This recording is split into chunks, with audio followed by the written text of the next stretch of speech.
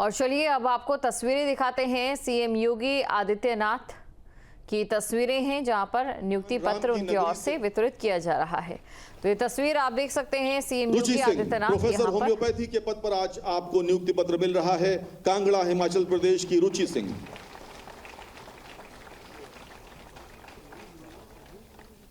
सीमा Gupta Sahu professor homeopathy, Bareilly की सीमा गुप्ता साहू।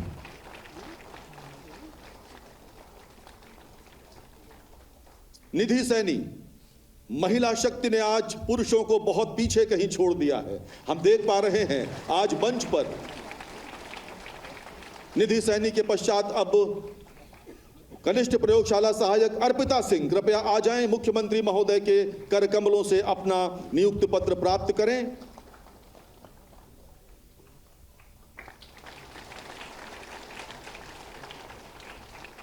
जिलेश कुमार, बिजनौर के जिलेश कुमार मंच पर माननीय मुख्यमंत्री महोदय के समक्ष। गोरखपुर के अंकित श्रीवास्तव,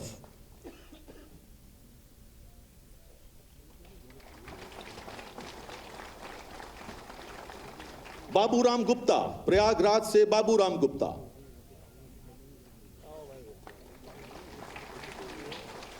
और अंत में अफजल हुसैन, महाराजगंज।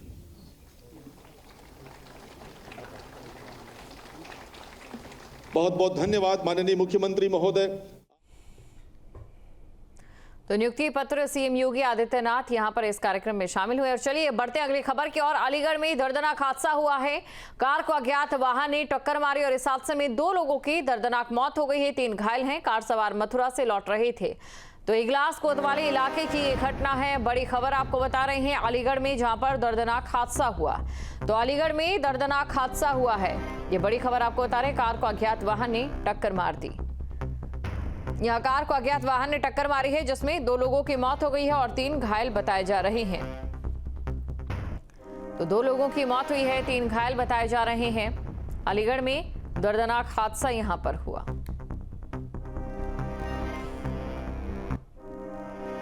और संत कबीर नगर में अनोखी शादी पति ने ही कराई प्रेमी से। पत्नी की शादी, पत्नी अपने प्रेमी संग फरार हो गई थी अपने 2 बच्चों को छोड़कर।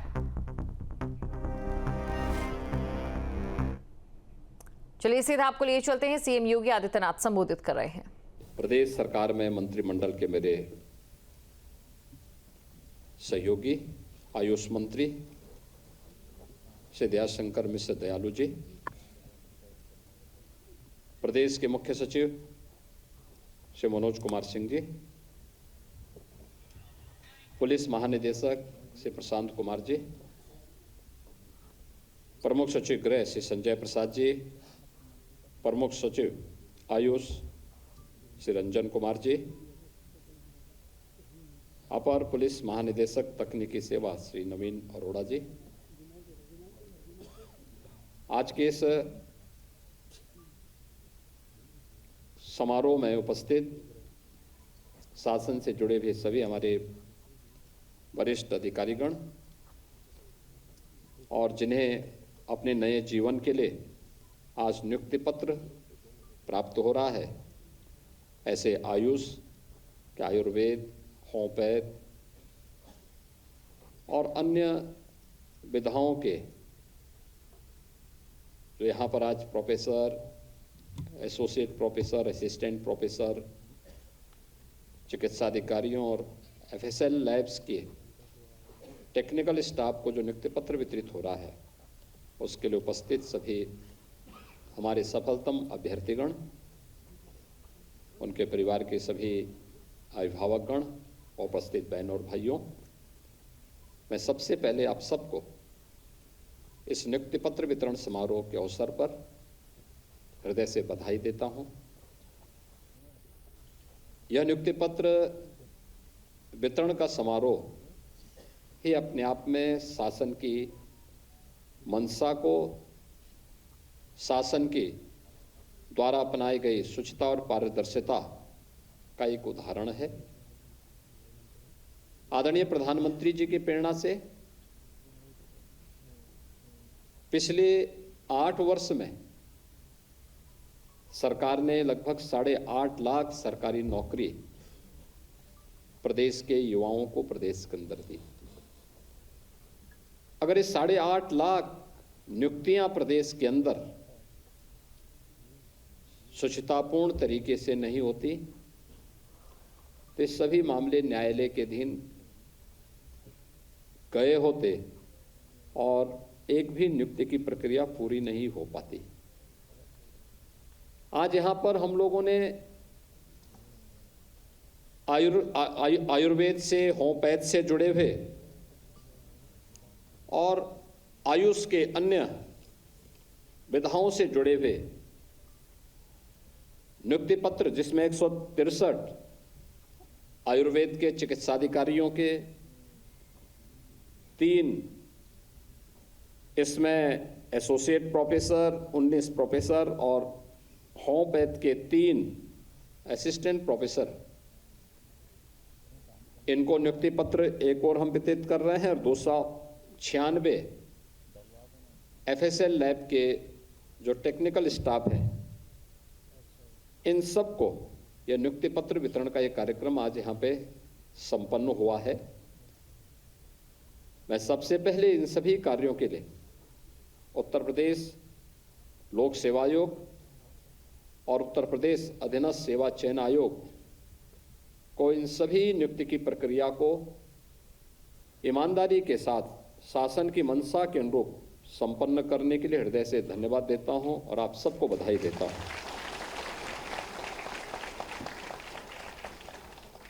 किसी भी युवा के लिए आज के दिन पर शासकीय नौकरी प्राप्त होना, उसकी मंशा के अनुरूप नौकरी प्राप्त होना या उसके सपने को एक नई उड़ान देना जैसा है। जो सपना उसने देखा था, उसके माता पिता ने देखा था, उसके अभिभावकों ने, मित्रों ने देखा था, वह सपना साकार हो रहा है, तो स्वाभाविक रूप से आपके जीवन की आगे की यात्रा उतनी ही सुगमतापूर्वक आगे बढ़ने में यह मदद कर सकती है। याद करिए, आज से 8 वर्ष पहले यही आयोग, चाहे वह उत्तर प्रदेश लोक सेवा आयोग रहा हो, उत्तर प्रदेश अधीनस्थ सेवा चयन आयोग रहे हो, उत्तर प्रदेश पुलिस भर्ती बोर्ड रहा हो, इन सब की स्थिति क्या हुआ करती थी? इनकी कार्य पद्धति पर व्यापक प्रश्न खड़े हुए थे। हाई कोर्ट से लेकर सुप्रीम कोर्ट तक इन सभी में अनेक याचिकाएं लंबित पड़ी हुई थी और माननीय न्यायालय ने भी तत्कालीन सरकार और आयोगों की कार्य पद्धति पर गंभीर प्रश्न खड़े किए थे। पिछले 8 वर्ष में हम लोगों ने 1,56,000 पुलिस कार्मिकों को पुलिस सेवा में लिया है और 60,200 की भर्ती की प्रक्रिया भी संपन्न करते हुए उन्हें ट्रेनिंग के लिए जाने की उनकी तैयारी हो रही है। यानी इतने बड़े पैमाने में केवल पुलिस में ही भर्ती हुई है और जितनी पुलिस में भर्ती हुई है उतने ही हम लोगों ने शिक्षक भी बनाए हैं प्रदेश के अंदर। इसी दौरान अन्य सभी विभागों में नियुक्ति की प्रक्रिया को इसी तत्परता के साथ आगे बढ़ाने का कार्य हुआ है और आज उसी का परिणाम है कि जब अच्छे और प्रशिक्षित दक्ष कार्मिक किसी शासकीय सेवा का हिस्सा बनते हैं या किसी प्रतिष्ठान का हिस्सा बनते हैं, किसी भी सेवा का हिस्सा बनते हैं, उसकी कार्य पद्धति में उतनी ही तेजी देखने को भी मिलती है। यह वही प्रदेश था 8 वर्ष पहले जो बीमारू कहा जाता था, क्योंकि उस समय बीमारू राज्य नहीं था, बीमारू तत्कालीन व्यवस्था थी, तत्कालीन सरकारों की कार्य पद्धति बीमार थी और इसलिए वो अनिर्णय का शिकार थी, कोई रिजल्ट नहीं दे पाती थी, समाज का हर तबका उससे तबाह रहता था। आज सरकार की कार्य पद्धति जिस तत्परता के साथ निर्णय लेने की है, जितनी शुचितापूर्ण, पारदर्शितापूर्ण और ईमानदारी पूर्वक उसे लागू करने की है, उसके परिणाम भी उतनी ही ईमानदारी से, उतनी ही तत्परता के साथ, उतनी शुचितापूर्ण और पारदर्शी तरीके से उसके परिणाम भी हम सबको देखने को मिलते हैं। और यही परिणाम आज नए भारत के, इस नए उत्तर प्रदेश का निर्माण कर रही है। ये नए भारत का नया उत्तर प्रदेश जो आज स्वयं बीमार नहीं है और देश के विकास में भी बैरियर नहीं बना है, बल्कि भारत की इकोनॉमी को, भारत की अर्थव्यवस्था को एक ग्रोथ इंजन के रूप में सपोर्ट करने को अपने आप को तैयार कर रही है। और यही तो प्रधानमंत्री मोदी जी की मंशा थी कि उत्तर प्रदेश देश की आबादी का सबसे बड़ा राज्य है। उत्तर प्रदेश देश के विकास में एक सहायक के रूप में खड़ा हो। और मुझे बताते हुए प्रसन्नता है कि हर एक क्षेत्र में उत्तर प्रदेश ने इन 8 वर्षों में जो सफलता प्राप्त की है, उन अच्छे कर्मचारियों की नियुक्ति, जो कर्मचारी पहले, जो अधिकारी और कर्मचारी पहले से थे, उनकी कैपेसिटी बिल्डिंग के माध्यम से उन्हें आगे बढ़ा करके, प्रोत्साहन दे करके आज जो परिणाम हमारे सामने हैं, आज हर एक क्षेत्र में उत्तर प्रदेश आगे बढ़ता हुआ दिखाई दे रहा है। महाकुंभ की सफलता, जिस भी विभाग के कार्मिक वहां तैनात थे, जो भी आया देश और दुनिया से, सबने इसकी तारीफ की, सबने कहा कि बहुत अच्छा था। और केवल एक उसके लिए नहीं, स्वाभाविक रूप से पब्लिक का संवाद, आम जन जिन सेवाओं के साथ जुड़ा हुआ है वो उसकी तारीफ करेगा। लेकिन जिस क्षेत्र में जाते थे, जैसे ही वह कुंभ के क्षेत्र में पहुंचता था, सफाई उसको अच्छी दिखती थी, पुलिस का व्यवहार अच्छा दिखता था।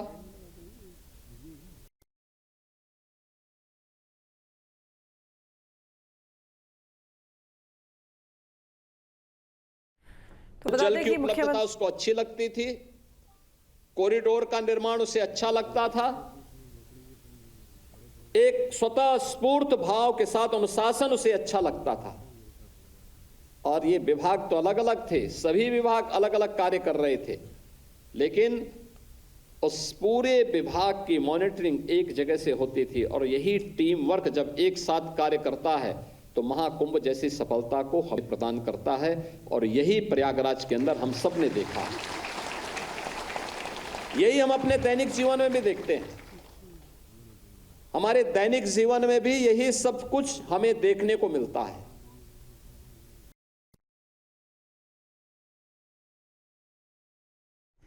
तो मुख्यमंत्री योगी आदित्यनाथ जिन्होंने चिकित्सा अधिकारियों को नियुक्ति पत्र वितरित किए हैं और इसी दौरान उन्होंने नियुक्ति पत्र वितरित करने के बाद जनसभा को संबोधित भी किया। वहां पर जो सभा मौजूद थी उन्हें संबोधित किया, जिसमें उन्होंने कई बड़ी बातें कहीं और उन्होंने कहा महाकुंभ में कोई छेड़छाड़, अपहरण और लूट की घटना नहीं हुई। महाकुंभ का उन्होंने यहाँ पर उसके बारे में बात की और साथ ही विकास को लेकर जो चर्चाएं चल रही हैं, जो काम चल रहे हैं, उन तमाम बातों को लेकर जिक्र किया। यूपीएससी, यूपीएसएससी में चयनित अभ्यर्थी जिनको लेकर मुख्यमंत्री योगी आदित्यनाथ। मैं आज आपसे केवल एक बात ही कहना चाहूंगा, जो ये आज नियुक्ति पत्र आपको प्राप्त हो रहा है आयुष विभाग से, आयुर्वेद, होम्योपैथ के साथ साथ एफएस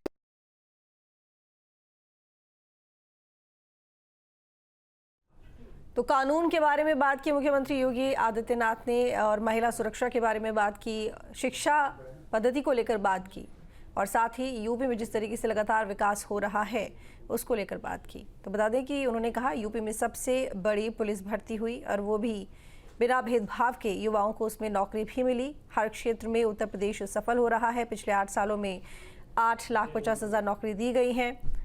वहीं पहली सरकारी नौकरी में वसूली होती थी, लेकिन अब हमारी सरकार में पारदर्शी भर्तियां होती हैं। तो ये तमाम बड़ी बातें मुख्यमंत्री योगी आदित्यनाथ ने अपने संबोधन में कही हैं। साथ ही उन्होंने महाकुंभ को लेकर जिक्र किया कि किसी भी तरह की छेड़छाड़, अपहरण और लूट की घटना नहीं हुई। 8 साल में सरकार ने पुलिस बल को व्यवस्थित किया है, पुलिसिंग व्यवस्था अच्छी हुई है। आज देश में नंबर 2 पर जो अर्थव्यवस्था है वो उत्तर प्रदेश की है और जहां पहले यूपी को बीमारू राज्य कहा जाता था या फिर अविकसित राज्य कहा जाता था, वो जो एक छवि थी यूपी की वो बदल दी गई है। सरकार ने आते ही 1,56,000 और अभी 60,000 से अधिक भर्तियां की हैं। 8 साल में हमने बहुत काम किया। आपको बता दें कि उत्तर प्रदेश में बीजेपी की सरकार को अभी हाल ही में 8 साल हुआ है और ये दूसरा कार्यकाल है मुख्यमंत्री योगी आदित्यनाथ का। ऐसे में अपने तमाम कामों को लेकर उन्होंने बात की और गिनवाया कि किस तरह की जो योजनाएं हैं वो चल रही हैं। सेवा सुरक्षा के मॉडल को लेकर उन्होंने कहा कि प्रदेश में लागू है, जीरो टॉलरेंस की नीति अपनाई जाती है, तो कानून व्यवस्था कायम है और साथ ही जो गुंडा राज पहले चलता था वो अब खत्म कर दिया गया है। तो ये चिकित्सा अधिकारी जिनको नियुक्ति पत्र बांटे गए हैं, बता दें कि यूपीएससी, यूपी SSSC परीक्षा में चयनित चिकित्सा अधिकारी हैं जिनको नियुक्ति पत्र सौंपे गए हैं। तो ऐसे में सभा को संबोधित करते हुए मुख्यमंत्री योगी आदित्यनाथ, जिन्होंने कई बड़ी बातों का जिक्र किया है, चाहे वो व्यापार की हो, महिला सुरक्षा की बात हो या कानून व्यवस्था की बात हो।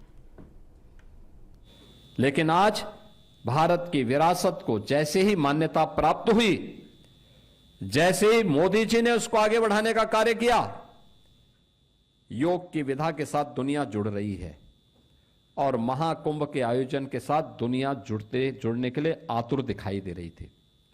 यानी दुनिया का कोई ऐसा क्षेत्र, कोई ऐसा देश नहीं रहा होगा जिसने महाकुंभ में आने के लिए रुचि न दिखाई हो। 45 दिनों के इस आयोजन के दौरान हम देख रहे थे कि दुनिया के अंदर एक ही न्यूज थी और वो प्राइम न्यूज थी महाकुंभ। महाकुंभ प्रयागराज में, महाकुंभ तो यूपी के एक छोटे से शहर प्रयागराज में हो रही थी, लेकिन दुनिया के अंदर सबसे ज्यादा अगर किसी ने एक आयोजन के बारे में जानकारी लेने का प्रयास किया तो वह सनातन धर्म से जुड़े हुए इस सबसे बड़े आध्यात्मिक और सांस्कृतिक आयोजन को। यानी ये चीजें क्या दिखाती है? ये दिखाती हैं कि जब हम अपनी विरासत के प्रति गौरव की अनुभूति करके उसके प्रति थोड़ा भी रुचि लेते हैं तो दुनिया उसके प्रति टूट पड़ती है, आह पड़ती है। और यही स्थिति आयुष के साथ भी जुड़ती है। आयुर्वेदिक पद्धति ये भारत की प्राचीन ऋषि मुनियों के व्यापक अनुभव पर आधारित वह पद्धति है जो हमें केवल रोग के उपचार के लिए नहीं बल्कि जीवन को एक संतुलित रूप से सुरक्षित रखने और हमारे आयु को बढ़ाने में सहायक हो सकती है। हम एक संतुलित दिनचर्या के माध्यम से अपनी काया को आरोग्यता कैसे प्रदान कर सकते हैं, वह आयुर्वेद उसका एक महत्वपूर्ण माध्यम है। आयुष पद्धति उसके एक महत्वपूर्ण माध्यम बन सकती है और हम उसका पालन करें, इसके लिए सामान्य रूप से सरकार ने अलग अलग जनपदों में अनेक कार्यक्रम प्रारंभ किए हैं। और हमें बताते हुए प्रसन्नता है कि उत्तर प्रदेश में तो आज के दिन पर हम लोगों ने सरकार आने के बाद एक आयुष विश्वविद्यालय की स्थापना का कार्य हमारा पूरा हो चुका है।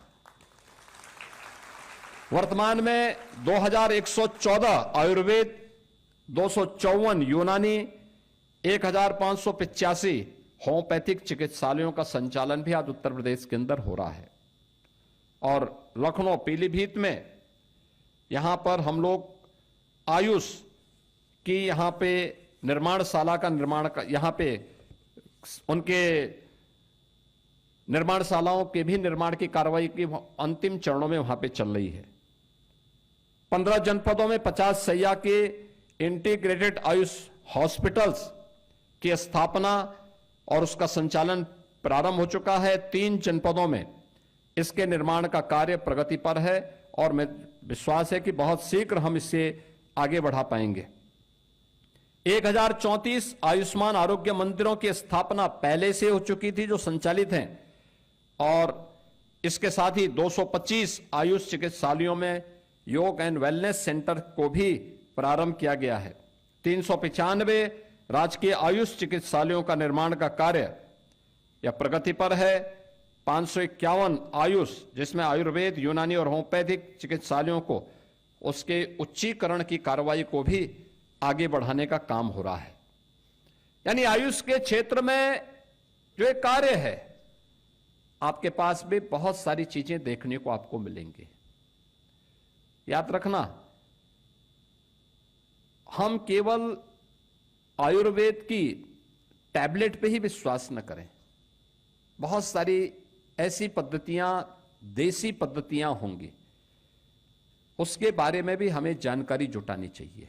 तो ये जानकारी मिलेगी आपको पुराने वैद्यों के साथ मिलकर के, गांवों में जो बुजुर्ग हैं उनके साथ मिलकर के, जिसको हम दादी के नुस्खे के रूप में बोलते थे, या गांव के किसी बुजुर्ग के द्वारा समय समय पर इस प्रकार की उपचार की पद्धति वहां पर अपनाई जाती थी, उसके पीछे कुछ तो रहा होगा।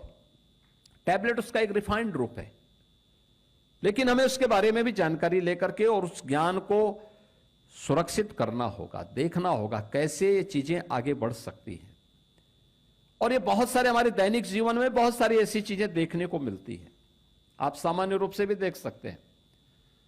मैं एक बात देखता हूं, सामान्य रूप से आप देखते होंगे कि अगर आप किसी गाय को शहर की कोई ऐसी चीजें खिलाएंगे जो चीजें बहुत अच्छी स्वादिष्ट न हो, कोई इस प्रकार की चीजें हो जिसमें सड़ा गला सामान हो या कोई ऐसा खराब सामान हो, खा तो लेगी भूखे, लेकिन उसके दूध पे भी उसी प्रकार की महक आपको देखने को मिलेगी। आप मार्केट का चौकर जो बहुत क्वालिटी का ना हो खिलाएंगे, उसके दूध पे इसका असर पड़ेगा। लेकिन अगर उसी गाय को आप अच्छा चारा दे रहे हैं, अच्छा घास दे रहे हैं, अच्छा जो है उसको चौकर मिल रहा है, क्वालिटी का है, आप देखेंगे उसके दूध पर भी उसका असर वहां पे देखने को मिलता है। ये तो आप अपने दैनिक जीवन में भी इसको कभी महसूस कर सकते हैं।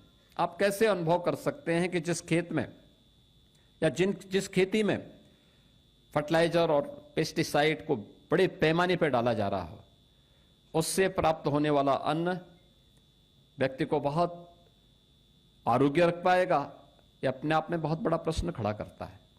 हमें इसके बारे में लोगों को जागरूक करना होगा।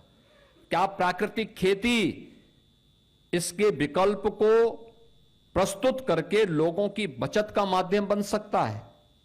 और इसको भी आज इस भारत सरकार ने नेचुरल फार्मिंग मिशन के माध्यम से आगे बढ़ाने का काम किया है, और हम लोग उसमें तेजी के साथ उत्तर प्रदेश के अंदर 1 लाख हेक्टेयर लैंड को इसके साथ जोड़ रहे हैं। हमें बीमारी के उपचार के साथ साथ उससे ज्यादा उसके बचाव पर भी लोगों को बताना पड़ेगा। शुद्ध पेयजल के लिए लोगों को बताना पड़ेगा, जल संरक्षण के बारे में लोगों को बताना पड़ेगा, जीवन पद्धति के बारे में लोगों को इसके बारे में अवगत कराना पड़ेगा। और अपनी दिनचर्या को व्यवस्थित रखने के लिए योग एंड वेलनेस सेंटर, योग की विधा कोई अलग से विधा नहीं, एक नियमित और संयमित दिनचर्या व्यक्ति की अपने आप में एक यौगिक दिनचर्या है। समय पे जगना, समय पे सोना, समय पे आहार लेना, वह बीमारी की बहुत बड़ी समस्या का समाधान स्वतः ही करता है। और आप योग में भी देखते होंगे कि पहले 2 नियम तो यम और नियम ही है। ये यम और नियम यानी एक व्यवस्थित दिनचर्या का ही एक हिस्सा है, कोई अलग नहीं है।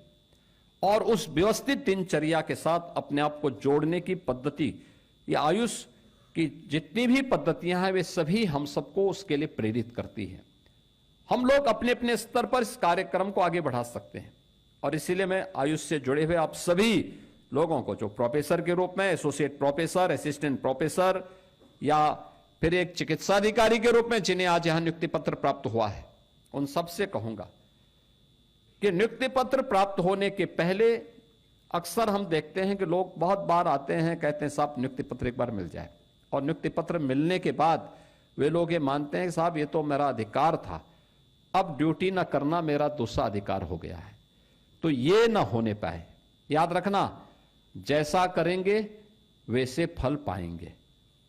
हमें अपने देश के लिए काम करना है, और देश की सेवा नारों से नहीं होती है, भाषणों से नहीं होती है, ईमानदारी के साथ अपने कर्तव्यों का निर्वहन करने से होती है। और कर्तव्य जिस क्षेत्र में आप काम कर रहे हैं जिस क्षेत्र में आप काम कर रहे हैं वहां पे अपने कर्तव्यों का ईमानदारी पूर्वक निर्वहन कर लीजिए। कल के लिए मत छोड़िए कोई भी काम। कल के लिए कोई भी कार्य छोड़ने का मतलब हम अपने कर्तव्यों का ईमानदारी पूर्वक निर्वहन नहीं कर रहे हैं। जो कल करना है उसको आज ही निपटा डालो। अगर आप इस तत्परता के साथ निर्णय लेंगे तो जनता भी आपकी कार्य पद्धति को खुशी खुशी स्वीकार करेगी और जिस क्षेत्र में आप काम करेंगे उसमें सफलता की नई ऊंचाइयों को आप छूने का काम करेंगे।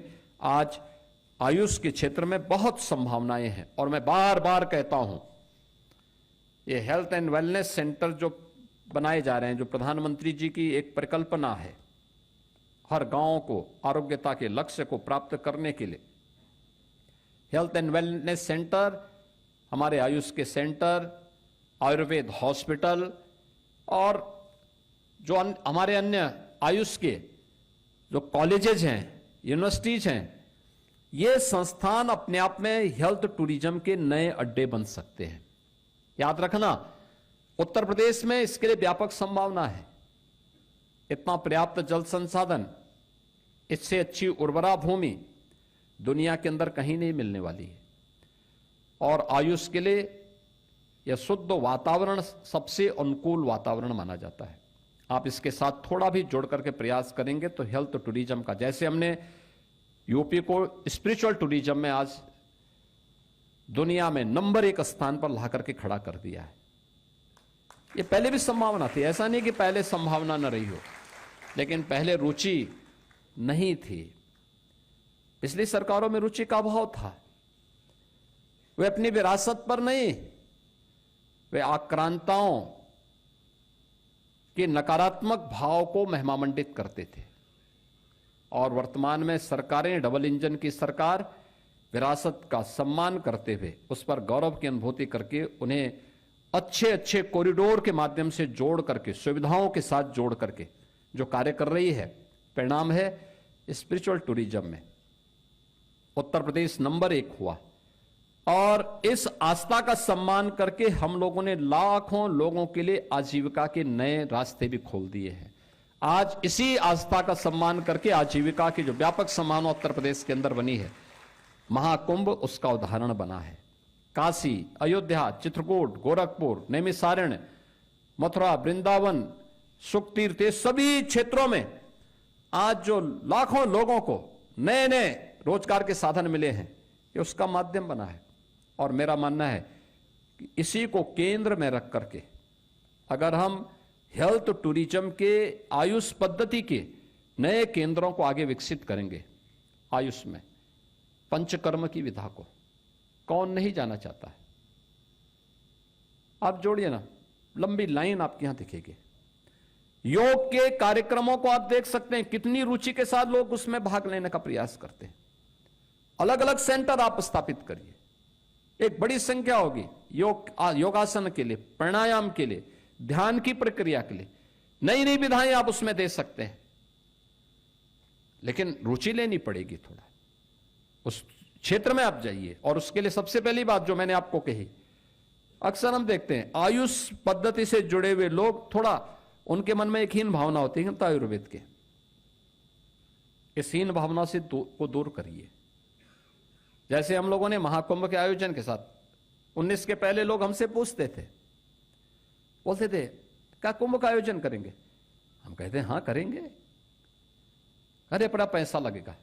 अबे हमने कहा पैसा हमारा लगेगा, तुम्हें परेशानी किस बात की है? हम आयोजन कर रहे हैं। कहा इतने बड़े आयोजन में भीड़ आएगी, कुछ भी हो सकता है। मैंने कहा कुछ भी नहीं होगा, हम लोग करेंगे, कुछ भी नहीं होना है।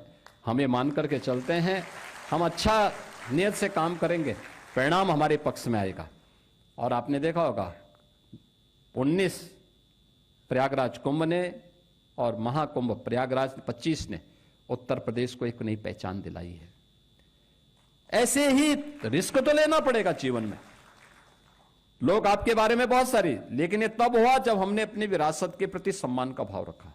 ऐसे ही आयुर्वेद के प्रति, योग के प्रति, नेचुरोपैथी के प्रति या इन ट्रेडिशनल मेडिसिन के प्रति आपके मन में जितना श्रद्धा का भाव होगा, जितना आप उसको श्रद्धा भाव के साथ आगे बढ़ाने का प्रयास करेंगे, उसकी नई नई विधाओं में आप टूरिज्म के नए सेक्टर का विस्तार देने में सफल हो सकते हैं।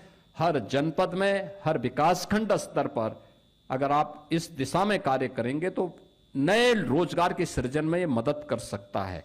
वैसे ही मदद कर सकता है जैसे आज वन डिस्ट्रिक्ट वन प्रोडक्ट के माध्यम से हम लोग प्रदेश के अंदर अलग अलग जनपद में ढेर सारे रोजगार के साथ साथ एक्सपोर्ट के एक नए हब के रूप में स्थापित करने में हमें मदद मिली है। दूसरा पक्ष है जो आज यहां पे एफएसएल लैब्स के लिए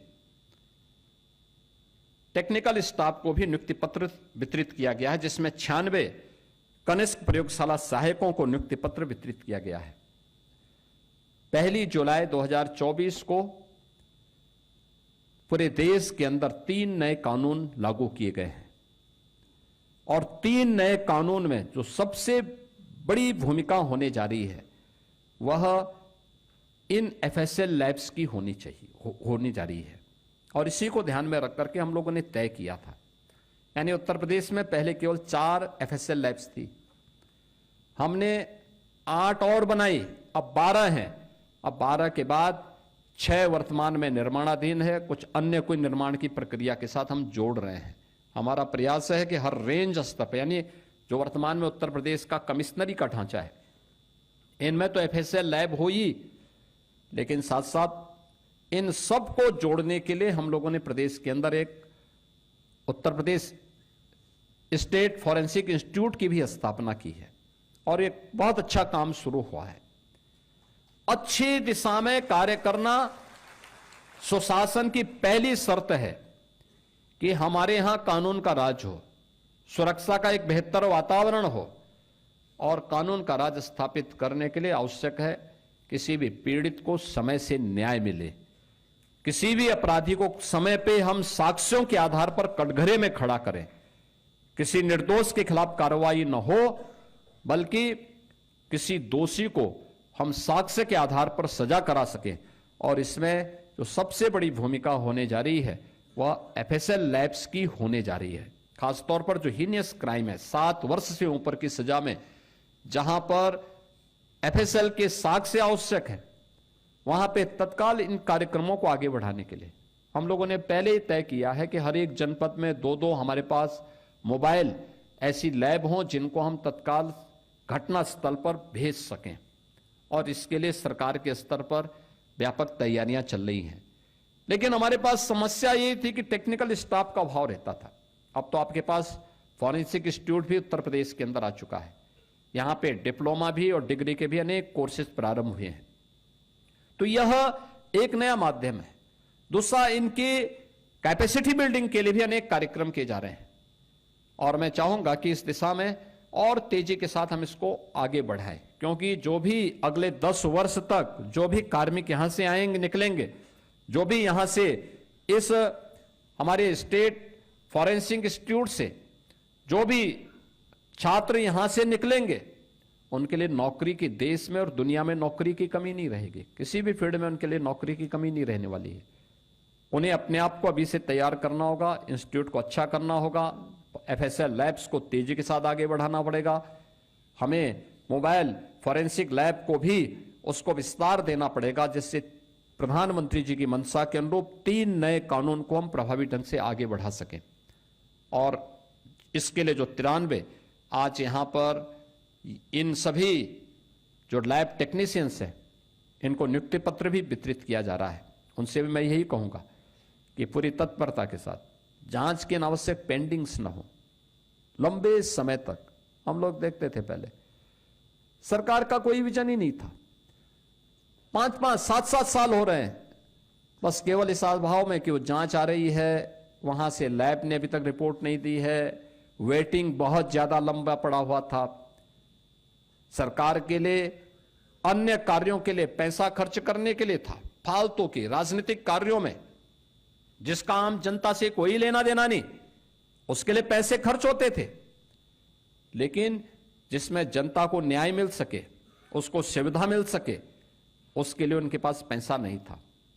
और परिणाम यही था कि प्रदेश में कोई भी अच्छी एफएसएल लैब हो सके, उत्तर प्रदेश के जांच के नमूने कहीं बाहर न जाएं बल्कि उत्तर प्रदेश के अंदर ही वो सुविधा मिले और एक समय सीमा के अंदर ये सभी सुविधाएं यहां के नागरिकों को प्राप्त हो सके, जिससे उसे समयबद्ध तरीके से न्याय मिल सके।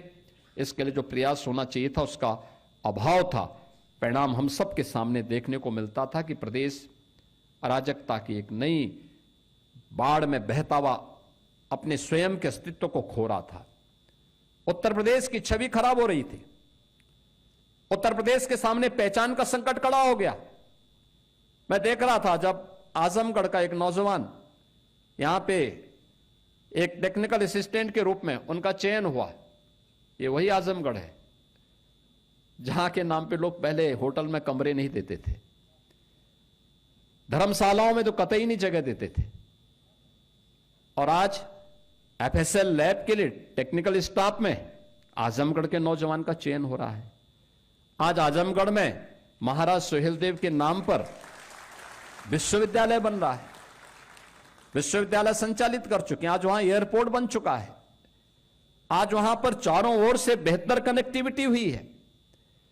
यानी पहली सरकार आपके सामने पहचान का संकट खड़ा करती थी, आज की सरकार आपको एक नई पहचान के साथ वैश्विक पटल पर स्थापित कर रही है। जीवन के अनेक क्षेत्रों में आपको आगे बढ़ने के लिए प्रेरित कर रही है। और इस अवसर पर मैं आप सबसे कहूंगा कि जितनी ईमानदारी के साथ सरकार ने अपने कार्यक्रम को आगे बढ़ाया है, आप में से एक भी व्यक्ति ने किसी से सिफारिश नहीं की होगी। आप में से किसी भी व्यक्ति ने कोई ऐसी आपसे किसी ने कोई अपेक्षा नहीं की होगी। आपने अपना इंटरव्यू दिया होगा, अपना रिटर्न दिया होगा और अपने कार्य पद्धति के साथ आप आगे बढ़े होंगे। एक समयबद्ध तरीके से आपको हो सकता है कि वेरिफिकेशन की प्रक्रिया को पूरा करने में कुछ समय लगा हो, लेकिन अंततः आपके सामने ये परिणाम भी आया और आज आपको नियुक्ति पत्र प्राप्त हो रहा है। शासन भी आपसे यही अपेक्षा रखता है। अपेक्षा शासन की यही है कि यही शुचिता, यही पारदर्शिता, यही ईमानदारी और यही तत्परता आपकी कार्य पद्धति का हिस्सा भी बने।